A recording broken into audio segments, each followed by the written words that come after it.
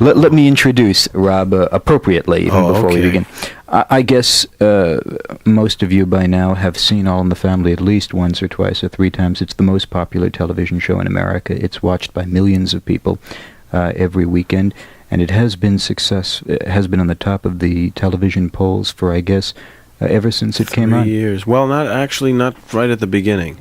When we first came on the air, we were not doing well, and during the summer reruns, people started catching on to the show, and ever since then it's been number one. But the first year it was not terribly successful? No, the first year, we came on mid-season. We came on in January, and people did not find us for a while.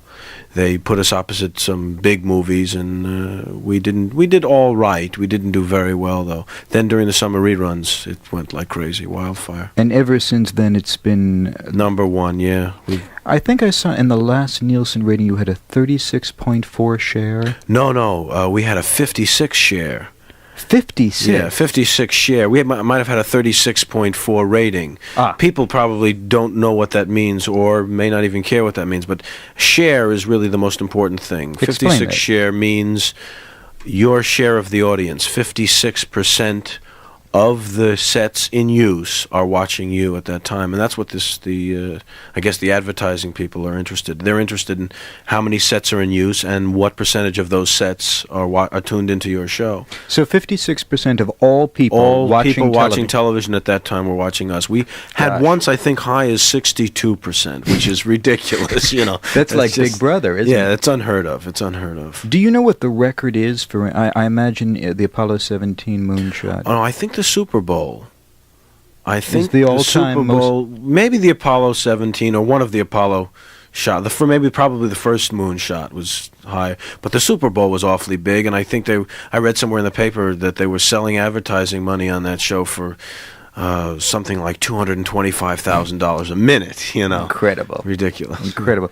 I tell you what, you've got a while to spend with us, don't you, Rob? Sure.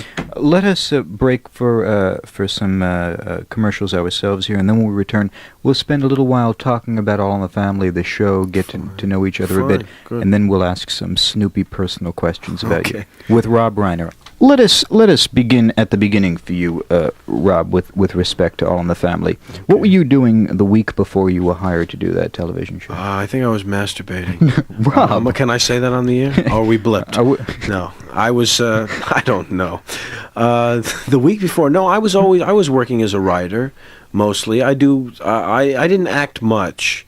I'd act here and there. I'd do a part on a TV show. I did a lot of half-hour comedy shows, guest parts on those half-hour shows. But mostly I did some writing. I worked with a committee for a while. Well, you did in San Francisco? No, down here. When the committee was down here, I was there for about 4 months. I had a group of improvisational actors of my own that I was in. I directed, and I wrote for the Smothers Brothers show for a while during the last days of the Smothers Brothers, just before they got into the big censorship battles. And I wrote for the Andy Griffith show that lasted not too long, the Headmaster show. Oh, yeah. And I wrote, as a matter of fact, I was writing for Tandem Productions before I got All in the Family. I was writing a special called Robert Young and the Family. I don't know if you remember that show. I don't recall that one. It was with Robert Young and Dick Van Dyke and a whole bunch of people, but I was writing that was a Bud York and a Norman Lear production. I was writing for that before I got All in the Family. So mostly writing and odd jobs acting, a picture here and there. So it was not a new experience to you? You had been around the business? No, I'd done quite a bit. I did 2 years of summer stock, UCLA. I did theater there, so since I've been 17, I don't know, I've done quite a few plays and things. Were you pretty much convinced at the beginning of the television show that it would be as successful as it became? No, I didn't think it was going to be successful at all. You didn't? I really didn't. I thought we'd go off after the first 13, which is why I took the job. I don't understand. Because they always say that. Well, it may sound terrible to most people. They say the greatest. It's a tremendous thing to be on a hit show, but for an actor, it's awfully stifling of your creativity because you're playing the same part week in and week out, and no actor likes to play the same part week in and week out. I mean, you can for a while, and then you get very tired of it. I'm happy I'm with that show because of all the shows on television, it's probably the most creative and a chance to express myself more than in any other show. So for that, I like it.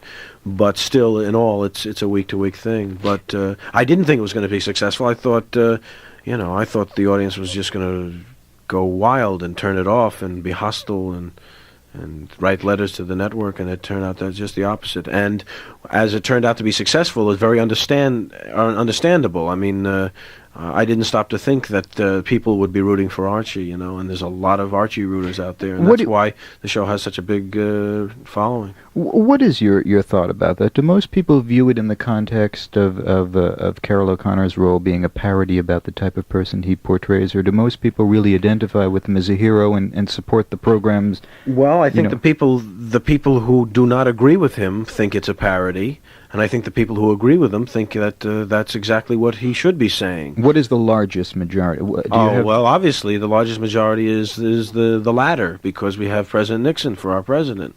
We have a conservative country, Yeah. The thing is, there have been a lot of discussions as to whether it's good or bad for the country, and whether it really ferrets out bigotry, or does it, make it stronger. It's not supposed to do any of those things. I mean, because of its tremendous success, a lot of the critics have been, which as they are wont to do always, is read more into a show than is. It's a half-hour show that depicts certain people the way they are, and it's a very correct depiction, I think. Carroll O'Connor he came out for George McGovern, I believe, during the election. I read an interview with him in Playboy magazine. Yeah, he was hard pressed to come out for McGovern. He was, for a long while, was for Dr. Spock, and I argued with him long and hard hours, as did many of the people who were McGovernites around the show. Are most of the people on the program, you and Sally, and do you all tend to be more of the liberal persuasion? I would say everyone on our show is a liberal. What about the writers, producers, producers, everyone, I would say. Where do you get the inspiration then of characterizing Archie Bunker as clearly as you do? You would think that you would need some feedback from the other side. Well, you live with them. I've lived a portion of my life in New York City, which is where Archie hails from, and Norman Lear, who created the series and brought it over from England, he's lived among. He says there's a lot of Archie and his father and people that he's lived with. I mean, Archie, his political views have nothing to do with his moral standards, and those people were around all the time. That's true. That's true. What about your life away from the cameras? I assume do you do the show 5 days a week? Yeah, 5-day schedule. And what's the shooting schedule? What times? We start work on Wednesday, read around the table, read the script. We get up on our feet Thursday and Friday and block the show without cameras. And then Monday we get on our feet with cameras, and Tuesday night we tape the show. And then Wednesday we start the new show again. When you tape it Tuesday night, do you go right through in front of a live audience? Yes. Or do you stop? No, we try not to stop. If we make a goof, then we stop. But we do it... We do it right straight through. Usually 35 minutes we can do the show. Are you bored with it by now? Tired of doing it? I'm not bored of the show. I love watching the show. I mean doing the show. Oh, yeah. I'm bored of doing it. You've had it? Yeah, I've had it. How long? But I think that goes for everybody except maybe Jean Stapleton. I think she has a better attitude about it than any of us on the show.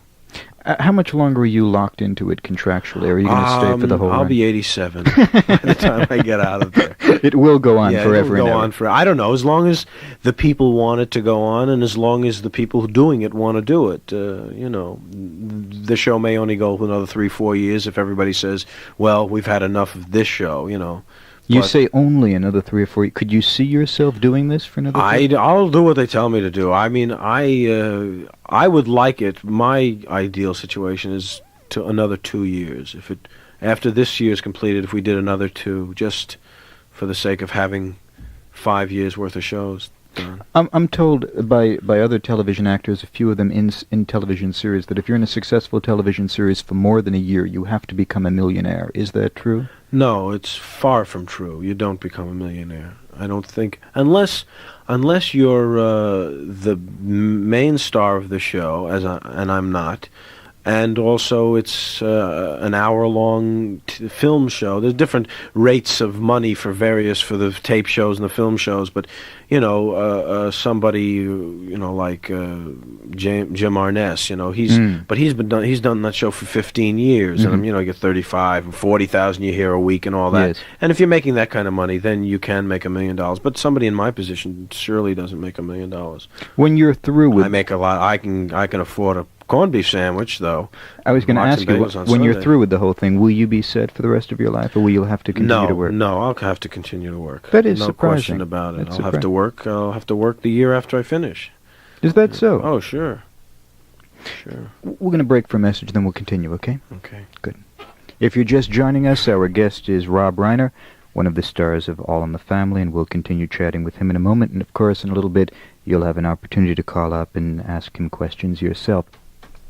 You did that very well, Elliot. Thank you, Rob. I watch you doing that, and my diction starts to get better. You have very good diction. Yeah, but I'm terrible in front of a camera. No, you did that very well. Rob, I didn't understand one word of it, but it was so wonderful to watch you do that. Thank you. What is your mail like? Do you get a lot of crazy, kooky type weird mail? I get some. I get a lot of religious mail because I play an atheist on the show. That's right. Your character.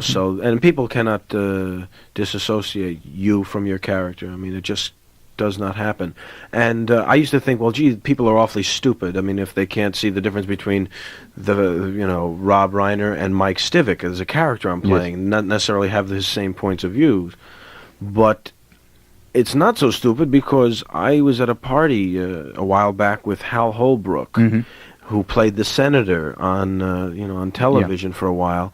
And I found myself, we were having a political discussion. I found myself listening very intently to what he was saying, more intently than I would say if he was just Hal Holbrook, not on the senator, thinking that, he should know he's a senator, So it does have the television media has a way of convincing people that that's what you are. But I get that kind of mail because of the atheism, and of course. I get a lot of girls write in, they get that kind of thing. Proposals and Proposals, yes. Affairs. I had one postcard that just said, I want to have an affair with you. That was it, the entire postcard. I had one that also said, it was a strange one. She said she had a dream and she made love to my neck. Oh, no, I made love to her neck. That was it. I made love to her neck. It was a real strange one. So the mail... But I get mostly good mail. Mostly, young people and old ladies and nice people. About how much mail do you receive a week? Oh, I don't know. I don't get them all. Some of them CBS takes. Yeah. I get, 50 letters. Not 50, maybe 20 letters a week or something like that. 20 letters a week? Yeah.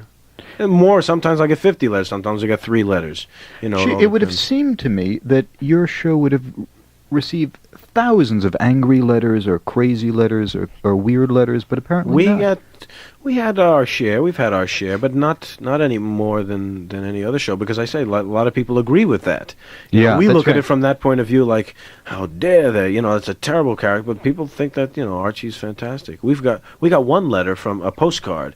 And it was pertaining to the impotency show. Did you see that show? I don't think I saw that one. In this show, I was impotent for a couple of weeks while I was very, very anxious over some final exams, and I was impotent for a couple of weeks. And we got a letter, disgusting, terrible. How dare you show our the human frailties, hold a mirror up to nature, terrible, violent letter. And on the flip side of the postcard, it was a postcard. Yeah. On the flip side of the postcard, it said, some people do not like to have their shortcomings pointed up to them. You have done a great job with your show. I think it's sensational. Signed, the postman.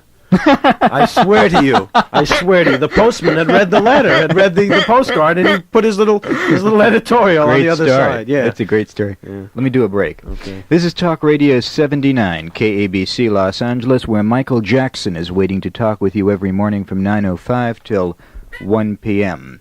And you should listen to Michael Jackson because in studio tomorrow he will have L.A. School Superintendent William Johnston here. Let's talk just for a moment about some of your personal beliefs and some of these issues, and then we can go to the telephones. Okie doke. You mentioned religion as being one of the issues that you get mail about. Do you consider yourself a fairly religious person? Yes, I do in a way. I don't believe in organized religion, but in my own way, I'm religious. I believe in something. I don't think I want to, I don't, this is a whole, program of discussing that, but I have... But you do believe in God? I do believe in something. Yeah, I don't know, I don't call it God, I don't call it anything. I believe in something beyond me that's more powerful than I am. I call him Norman Lear. My neighbor got really mad when I was supposed to be on the show last Friday, I mean, people who listen. Yes. And I didn't show because nobody told me where to come. I know there was a mix-up. And that people saw me in the street, were violent towards me. You stood me up. I was listening to the show. Where were you? Bobby Sherman called up that night, saved the night for us. I know, I heard. Saved the night. That was very nice of him. You were in one of his shows. Yes, I did one of his shows last year, Getting Together. Mona and the Moonbeams. Yes, my wife was my wife was Mona. I was one of the Moonbeams. I didn't know that. I played a moonbeam to her Mona. In Los Angeles. KABC Elliot Mintz, you're on Talk Radio with Rob Reiner. Hello, Rob. Hello. I'd like to ask you two basic questions. One deals with the show, one deals with you. Okay. On All in the Family, I see you and Archie Bunker having all kinds of arguments about bigotry, racism, prejudice, intolerance. And sometimes the arguments come to a really punchy climax, and other times they just drop dead. At times, Archie says that he's not a bigot, he's not a racist. I'm wondering, have you done a show yet in which you asked Archie what his definition of a bigot or racist was? We haven't done that question specifically, but we have a show coming up where Archie says he's not prejudiced. He's always saying he's not prejudiced. Yeah, I'd like to know his definition of bigotry and racism is. You'd have to ask him, but we did one joke I remember. He said, "I don't hate a man just because he has the same color skin as mine." I think that's his definition of... I heard that one. But I'm wondering why Norman Lear has steered clear of having Archie define what is to him a bigot or a racist, which he clearly is. What is to him somebody who's bigoted or racist? Also, I'd like to ask you, All in the Family, I take it, will be going off another year after this. And this will be... Wait a second. What is that? I take Rob just turned white. Where did you hear the information? I'm assuming... It'll go off when? That it'll keep on going on. Oh, keep on going on. I thought you said it was going off next year. Misunderstood me. I got nervous. I was filing for unemployment already. No, I assume it will go on for another year. I have only watched a few shows this year because when I've been over at friends' house, because I myself do not have a television, thank goodness. Yeah, well. And I'd like to know if this continues for more than a year, another year, which will be your third and a half year on the series next year. No, this is our third and a half. Next year will be the fourth and a half, right? Do you see yourself, if the thing goes on for more than another year more, will you continue on the show if it goes on for, say, 10 or 15 years, or will you quit and go on to something else? Well, I'm not going to wait 10 or 15 years. I'll stay on a couple more years, and when everybody decides we've had enough... We talked about this a second ago. Yes, he wasn't listening. You weren't listening to the early part of the program, sir. But I thank you for your inquiry. KABC, Elliot Mintz, you're on Talk Radio with Rob Reiner. Yeah, I'd like to ask Rob Reiner, how did he shape his character? Is it like outside influences? Is it his own life, or does he just read it from the script?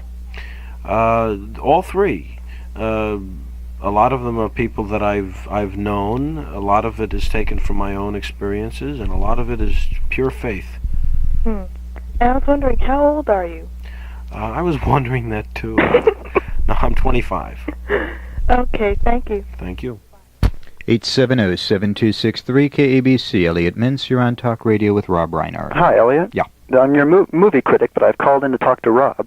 Oh. Who's this? This is a fellow who calls in all the time. He has seen every motion picture ever made. He is the ultimate critic. All right, wait a minute. You ready? You're going to ask me if I've seen Last Tango, right? No. That. Have you seen a picture called Big Deal on Madonna Street? No, I haven't. You stumped me. I caught you. One of the finest comedies ever made. It's an Italian picture with Vittorio Gassman and Marcello Mastroianni, and Alberto Sordi, I think, is also in the picture. If you get a chance, see it. You have stopped the critic. I knew I'd stop him with that one. Boy, that was incredible. Yeah, okay. Okay, Anyway, but now I'm going to put you on the hot seat. Okay, all right. Okay? Yes. I submitted a script to All in the Family, Uh-oh. and Don Nichol looked at it, Yes. and he, of course, he's your story editor. Right. And I just want, no, it wasn't accepted. It was turned down, and I was given the reason that John Rich didn't particularly like it, which I don't know if that was true or not. But I would just, if I give you a 3-sentence summary of the script, I would just like for once to hear your critical opinion of it, because it would have starred you. It would have featured you. Well, I don't want to listen to it only because if there is a show in the works or one that we might be thinking about doing and is similar to that, you could sue us. So I can't. Even really... oh, that's right. I can't even promise you that I wouldn't do that. I just wanted to hear it, to make myself feel better. Your critical opinion. Oh well, you'll have to do that privately with me. Oh, okay. Well, I accept that. Okay, can I ask you one other question? Yes, go ahead. Are the rumors true when Carol O'Connor says that he wants to be out of the show next year? I don't think so. You've heard those rumors. Yes, I've heard the rumors. Gosh, the critic knows. The critic knows the rumors. The critic knows the rumors. He knew those rumors. Okay, well, then you've answered that. Thanks a lot. Thank you. Thank you, critic. Okay, we'll return to 870-7263. I had a question about that. I imagine lots of people must constantly be submitting story ideas, scripts. Well, yes, many. What percentage is written by your own team of writers, and what percentage is taken from outside of the family? Well, at the beginning of the year, we go outside the family for story ideas and also scripts. When it comes down to it, though, basically most of the writing is done by the in-house writers because they're closest to the characters. They've been working with the characters year in and year out, and they're very used to what the characters will and won't do. And also, there's a good deal of writing done by the company itself, myself and Carol and Gene and Sally and Mike Evans, and also John Rich. It's a very collaborative thing. The scripts are, so when you see on the screen it's written by and there's a name, usually you could put in its place 17 names because it's really done very, very jointly. So for the most part, people who just mail in scripts and story ideas, for the most part, that is not really taken terribly seriously. Oh, it is. It's if they're willing to sign a release saying that they won't sue and all that, they are read. All ideas are read, and every once in a while, an outside person, a story will be bought. And especially when the series goes on in its 4th and 5th years, you start running out of ideas. Right, then Sure. you'll take anything. Edith loses her teeth. Whatever, yes. Yeah. Okay, a couple of messages and we'll return. We're talking to Rob Reiner. Before we go any further, I want to get that booklet on how to live with my dentures because I've been having some problems. We're thinking about separating. My dentures have filed for divorce, and I just want to know. I like to learn how to live with my dentures. I'll be happy to give you the book, and it's one that you can really sink your teeth into. Oh, no. Elliot. No. With the incredible exposure that you get on television, do you have and you are an easy person to recognize by virtue of your appearance, in addition to the exposure on television. Does that annoy you a great deal, the fact that you have a loss of anonymity on the street at parties and stuff? It does sometimes when people are annoying. People can be annoying and people can be very nice and sweet. And when they're nice and come up very nicely, I don't mind. But they can be very intrusive and loud, and then it is annoying. Like when you're eating, and they stop you or something. Does it happen frequently? Is it usually? It happens once in a while, It's not that bad, actually. Because I have seen you now, and we seem to have the same taste in restaurants. Right. And you seem to be left pretty much by yourself. Yeah, Most people don't. I don't know. The people are out here in Los Angeles, especially. It's not too bad because they see so many actors and celebrities and things. They don't. They're not in awe so much, but in New York City or any place else you go, they go crazy. They'll tear at you and run up to you and jump on you and stuff. Out here, it's not too bad. Do you spend a great deal of time with other celebrities, other actors and actresses, or are your close circle of friends removed from the business? I guess most of them are in some way related to the business. I wouldn't call them celebrities, or they may be celebrities. I don't make a point of hanging around celebrities, but whoever it is is a friend, you know. But they're usually show business people? Yeah, well, that's the people who I come in contact with most, you know. I have a few non-show business friends, you know. When you're the boring ones. No. No, I'm just kidding. Are you one for going to all of the parties and the openings, No, the I don't premieres? go to any of those things. I don't? really don't enjoy any of that stuff.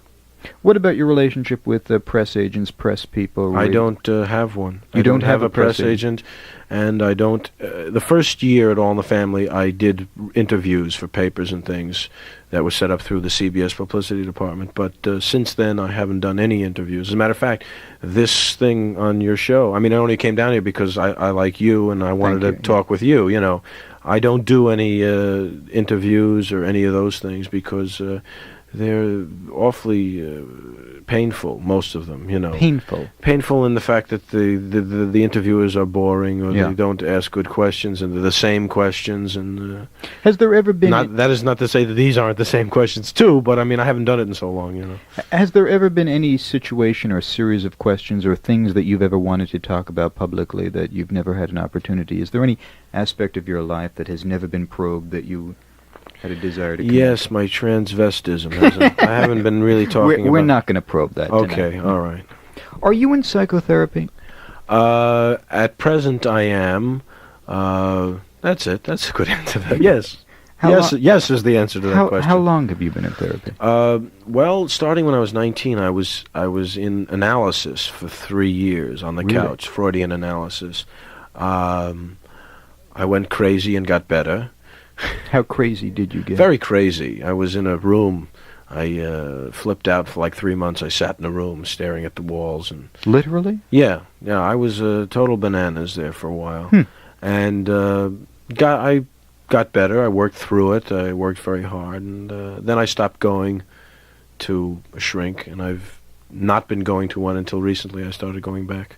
Brush-up work, you know. Is it mainly... I don't mean to probe or get too personal. That's all right. But is it mainly the pressures of work, or are there private matters? What seems to be... There are all kinds of things that pile up that cause this. You can't attribute a mental breakdown to any one specific thing. It's a whole bunch of things.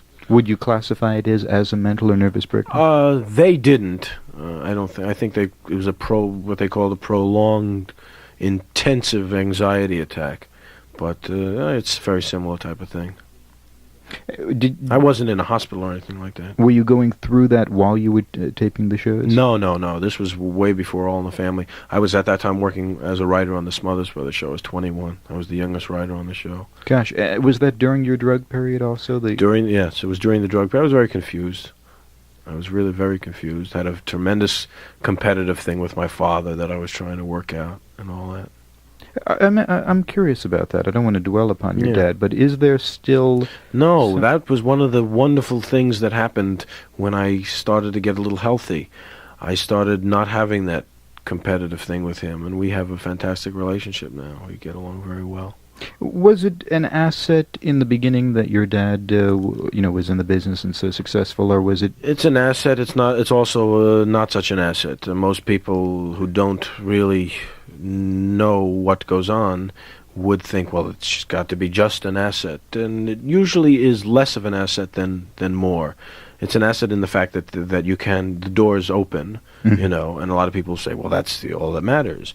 But it also closes twice as fast, if you don't, you're constantly compared, and especially if your father is talented and respected, if you're, they're right away comparing you with him, and if you don't have that, it's very disheartening. What do you see yourself doing in 5, 10, 15 years from now?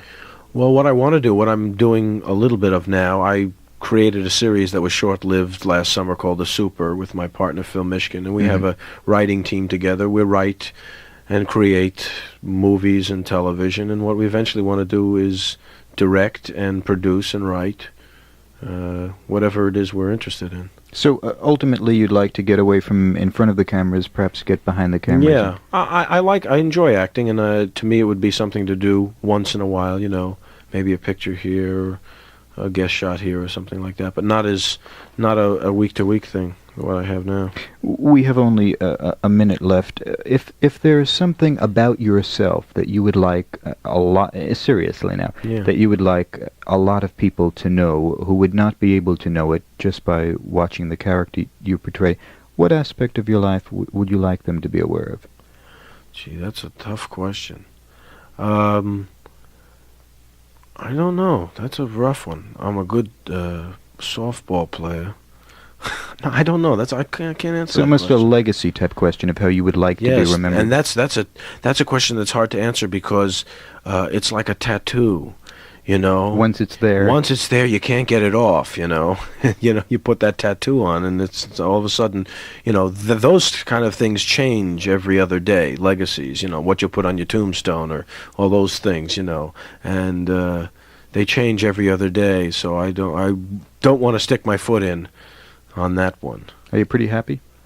I would say I'm as happy as the next guy, which is not very happy if you're at all aware of yourself and life.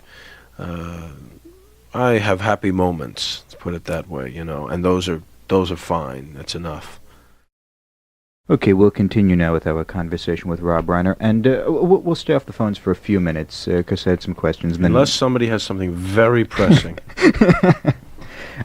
I don't want to get personal. I mean, I always say You've gotten personal with me. You've dragged me over the coals, Elliot. No. It's just, I know that there are people who have tremendous interest and curiosity in people like you, and unfortunately, Johnny Carson or the folks just never get into those areas. Nothing against Johnny Carson or those folks, so that's why when we have you, I like to pursue those things. Yeah, okay. So I do want to get back to the drug experience, because I know that's something that a lot of kids who listen to us can relate to and identify with. Yeah. Unfortunately, I don't think that anybody who's into drugs is going to listen or care what I say. I mean, that's the nature of being into drugs. When I was into drugs, there was nobody who could tell me about drugs and how bad they were.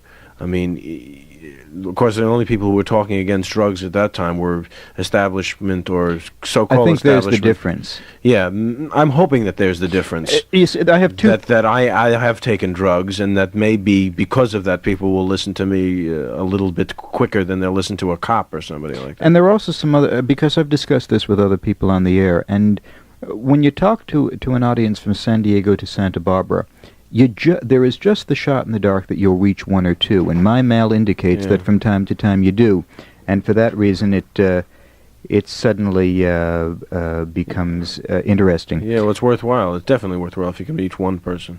Okay, we're gonna talk with Rob about the drug situation in just a moment. Let me just do a couple of bits of business, and then we shall do it. Okay? Okay. We're going to get back to that drug conversation, but Mrs. Reiner is back on the phone again. She won't leave me alone. Yes, well, we should go to... Hello? Hello? Hello? Yes. Please don't listen to the radio, Pen. Honey? Oh, it's Louise. What do you want? Honey, this is Penny. Who is that other woman?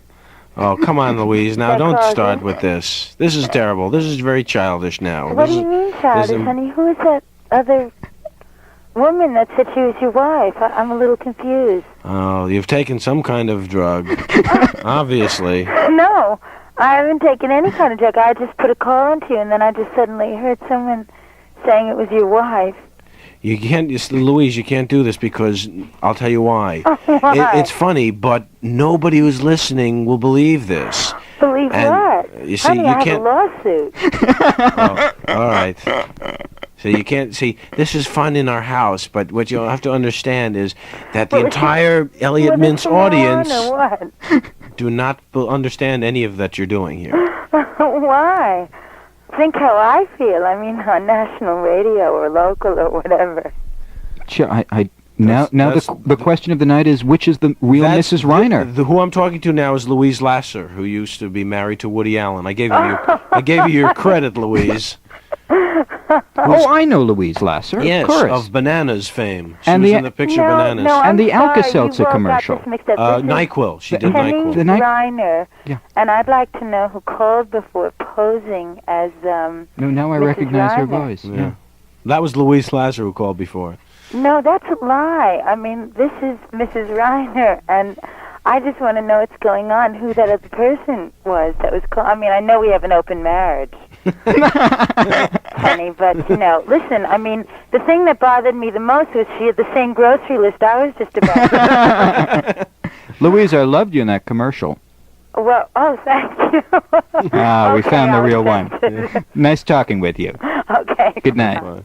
See, whenever you bring up the commercial, I know, she responds loves it. immediately. Right, she loves her commercials. Yeah, let's just get back to the drug thing Yes, for all right. just a moment. Unless, but that would No, fine.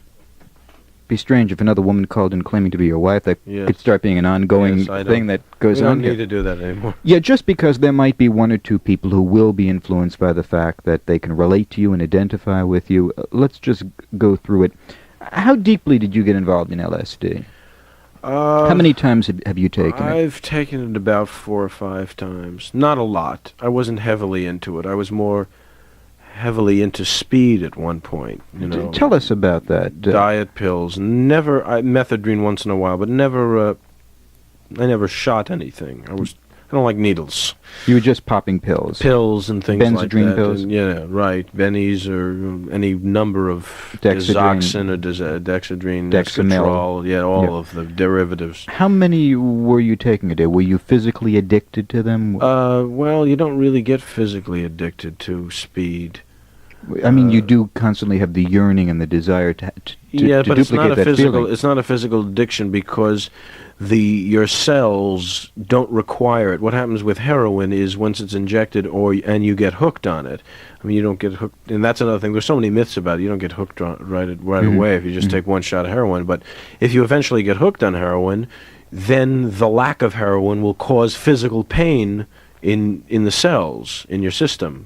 Not having the heroin, you will go into withdrawal, and it will be very painful. Speed, there isn't that kind of pain. There's a psychological addiction to it, where that when you're having that very up feeling, and then all of a sudden you're not feeling that way, you want to feel that way again. But it's not a physical thing. How much speed were you taking, though? Was it a question of every day, or for a short period there, I was taking it every day. Yeah. how? And like a couple of times a day. Were you just always on? You were always on speed. Yeah. This was before the television show. Yes, this was before. What was your life like then? What kind of things were you involved in? Were you acting? Were you unemployed? I acted a little bit, sporadically, never a lot. I didn't. You can't really function. You can't really function to your capacity when you're taking drugs, and it's such a terrible time of my life. And talking about it now, even now, brings back incredible pain and anguish. I mean, I was just totally confused and depressed most of the time, and it's a very, very rough point in my life that I went through, and I'm glad I'm not doing that again. How did you get now. the drugs? Oh, you get them, I mean, did you get them legally through a doctor? No. You get them through, there are ways. Contacts. There are ways of getting them, yeah. It must be also dangerous in your position because you can afford to take drugs. I mean, Oh, now I can. I really didn't have the money then. I mean, it wasn't that expensive. Those pills aren't that expensive. And that's true. Yeah. heroin, that's an expensive addiction, and cocaine and things like that. Were the LSD experiences frightening for you, interesting, pleasant? The first few were very interesting and good. I mean, they were all good, and you can't term what's good and bad. They weren't frightening in terms of paranoia or anxiousness, but the last one I took was very, very frightening. Describe that one for us. It's very hard to describe because I don't really. It was so unclear in my mind as I was going through it that I can't quite recall everything that happened. All I remember was feeling like killing myself. Had been to that point, and it was just totally paranoid, to that point of psychotic paranoia, and I was ready to kill myself. And I said, "Wait a minute here, what's going on? I mean, I was totally out of control." How much had you taken? Do you know? I guess it was about 500 mics. Not a lot, but more than a small a dose. nice sized trip. But do you remember the setting? You don't tell us who you were with, but were you with friends, alone? I took it alone, and then I was eventually with somebody who helped me through it, and realized I was on it and helped me get off it. I had to take a Seconal, to bring me down. A downer. Yeah. To bust it. Thorazine is good too if you get on, if you get to a place you can't handle it. Yeah. Have you known suicidal moments in your life? Oh, yes, sure. I haven't known them for quite a while, since I've been off drugs and since I've sort of got my head together. It's an overworked phrase, but I guess that's as good a phrase as any. But I have had, suicidal moments, definitely, where I felt like, what the heck? Have you ever tried to kill yourself? No, never actually tried to kill myself. So it's just depressing just thoughts. and Very, very deep depressions and thoughts of that. What methods or devices do you utilize now to keep yourself straight? I know you're in psychotherapy. Is there anything else that you do, or is it that you rely upon for... Well, I don't really rely upon it. My head is in a place where I don't really rely upon anything like that. My head is together, and I know what I want, and I know who I am, and I know what makes what I enjoy and what makes me enjoy life, and I go towards those things. It was a searching process. It's that age-old identity problem. And I had it in spades. Mm-hmm. Now I'm pretty much sure of who I am and what I want to do, and for that I don't really have to. Then why are you still in therapy? I mean, if you are that, I went back into therapy because, like I was talking earlier about my relationship with my wife, it had not been good, and I wanted it to be good because we love each other and are very, very good friends, and the fact that it wasn't going good was very disturbing to me, and I went into therapy for that reason. And I probably won't be in it much longer. I don't feel that tremendous desire and need to go to a therapist. How often do you go? I go once a week. So now it's almost like because it's a habit, you're just kind of playing it out. Well, I hadn't gone for a couple of years, and I just started up recently, and it's almost like a refresher course. I mean, I hate to put it in those terms, but that's something maybe people will understand. It's like, even when you're, an actor, every once in a while you got to go back to school, or anything, anything you do well in order to keep abreast of who you are, and in this case, of who you are and what you want out of life. It's like a refresher. And you seem to be, I don't know you at all. I mean, this is the first time we've ever talked. Yeah. I just see you in all these restaurants that... we've talked a little bit here and there. At the restaurants. Chat here and there, yeah. But you seem to be extremely sure of yourself and well-adjusted together. I am very sure of myself now. That's one of the things I came away from my... anxiety-ridden periods with, is a tremendous self-confidence, good or bad. I mean, I do have that. I have an enormous amount of self-confidence. Did you see the motion picture Joe? Yes, I did. I reviewed it on the air after I had seen it, and one of the things that I had remarked about it is that the person that I wound up having the most compassion and concern for was not the little girl nor her father, but indeed Joe. Well, Joe, of course, he's the one that's in trouble. Yeah. And he's the one that's really in trouble, and we have to feel sorry for. And it would seem to me that Archie Bunker is just a funny Joe, Yes, he's a much, it's the funny look at that same type of character. Yes, you feel sorry for him, and you feel bad. He's a caged animal. The world is changing around him, and he doesn't know how to adjust to it, and he's really in jail. He's the one that's in jail. He really is, isn't he? Yeah, really. That's one of the reasons I only am able to watch the first 20 minutes of all of your programs because I have to be here. And I've seen a good dozen of them at least, but always missed the last 7 minutes of the program. Yeah, which you missed the best part, Elliot. It might alter my perception because, at the end, maybe it all comes together differently than when I leave it, when everything is left in limbo. I'd love to see a whole show once, but I have this tremendous feeling of compassion and concern for Joe. Because I think he is, although he does not recognize it, he being the greatest supporter of the system that is really isolating him and ostracizing him absolutely. And putting him down. I'm so glad you said that, because it's so true. I mean, he's supporting with incredible amounts of fervor a system that is just doing him in. Exactly. And that's another reason that I was so upset about the election, because all the people who voted for Nixon, all those people don't understand what they're voting for. They're voting against themselves. Unlike you, am not a politically inclined person.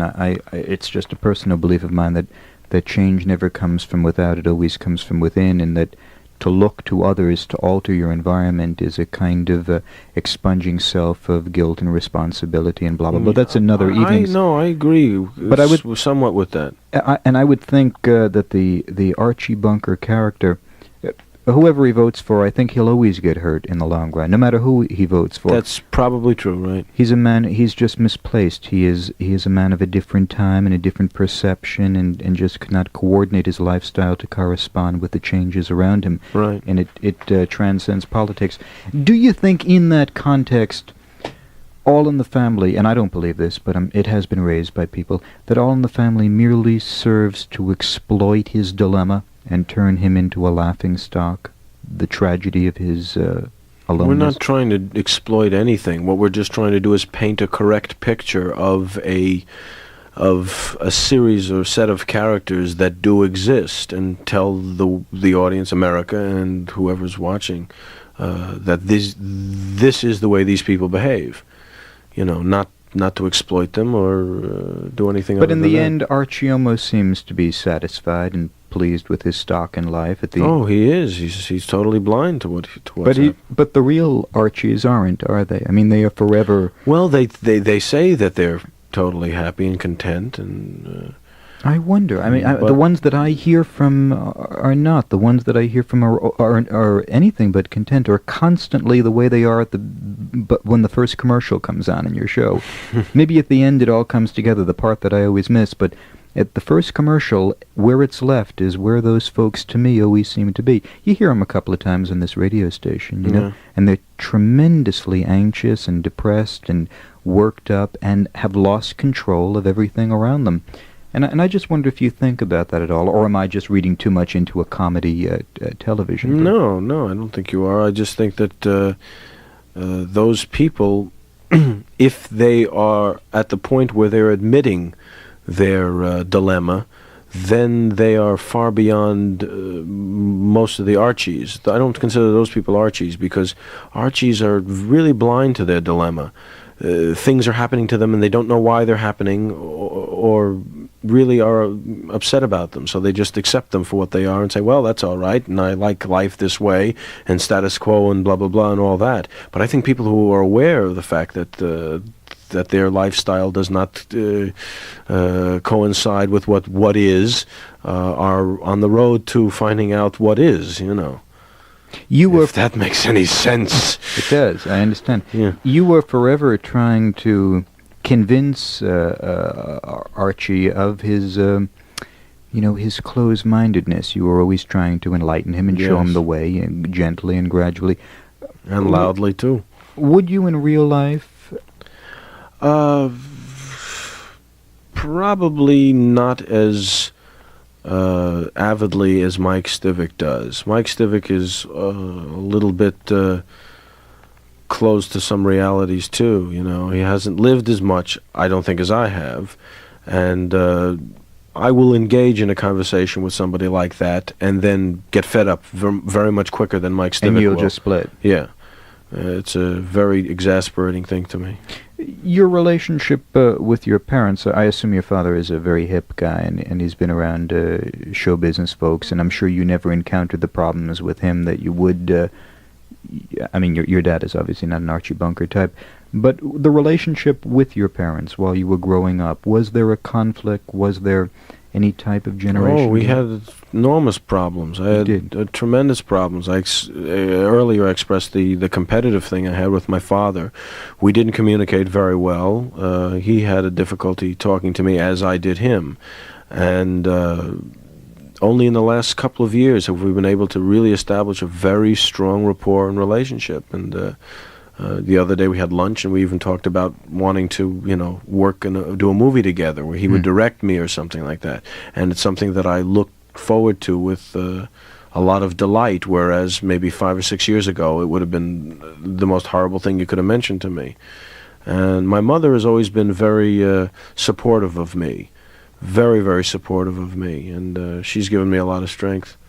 What is I she have a like? very good relation, huh? What kind of a woman is she? What is she like? She's a wonderful lady, very sweet lady, very creative lady. In many ways, more creative than my father. She's an artist, and a singer, and a musician, and a really nice lady. So your relationship with both of your parents, outside of the competitive thing in the business, has been good. Has been a lot. It has been good recently. I've had so many problems that I couldn't relate to really anybody, let alone them, and especially then, you know. But as of late, it's been, you know, fantastic. Are you the only child? No, but I was the firstborn, and it's funny that you should ask that, because a lot of people ask that, and being a firstborn is almost like being an only child, because all of the things that happen to an only child happen to a firstborn. All the attention and the protection and all of that permissiveness happens to the first child. Now I have a sister who's 23 and a brother who's 12. What does your sister do? My sister is going to be a psychologist. She's just finishing up. She's going to be graduating UCLA this quarter and going on to graduate school, and she's going to be a psychologist. Are all of the people in your family proud of you and watch the show all the time? I think so, yeah. I think both my mother and father are very proud of me. It must be a great feeling. Yes, it's wonderful. You know, it's fantastic. We have just a couple of minutes now, and there were a couple of things I wanted to ask you. You have reached the epitome of success, obviously, in the television trip. I can't imagine All in the Family, anything surpassing All in the Family in terms of ratings for a good time to come. Do you feel fulfilled?